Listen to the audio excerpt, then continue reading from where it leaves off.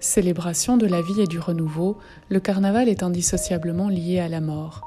Au cours de la saison carnavalesque qui a lieu en hiver, la latence de la nature est considérée comme une mort, bien qu'elle ne soit que transitoire.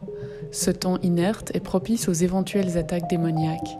Les fêtes masquées ont lieu pendant cette période intermédiaire où le temps est en quelque sorte suspendu et où les enfers s'ouvrent, laissant s'échapper les diables et les démons qui reviennent hanter les vivants et leur demander des comptes.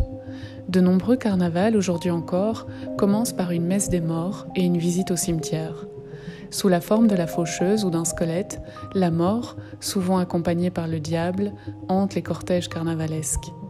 Les masques eux-mêmes incarnent les esprits venus du pays des morts, les ancêtres, et contribuent à les y renvoyer. Les diables ont des comportements très violents et sauvages. Ils représentent les forces démoniaques qui doivent être chassées et capturées. Ils courent à travers le village en tous sens, en y mettant le désordre, peuvent briser des vitres, sauter bruyamment et brusquement, ennuyer les passants, faire du bruit. Ils attaquent aussi les jeunes filles qui se prêtent volontiers au jeu. On observe souvent sur ces masques des cornes, des dents, de la fourrure, faisant écho à l'aspect sauvage de leur nature.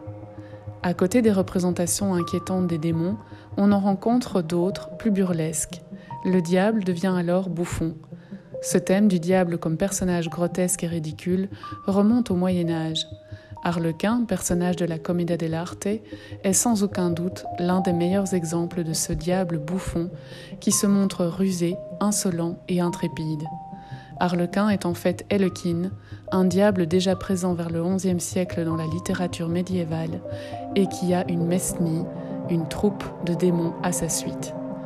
Le souvenir du diable se repère à sa verrue frontale, qui serait la trace subsistante des cornes qu'il possédait dans un temps lointain.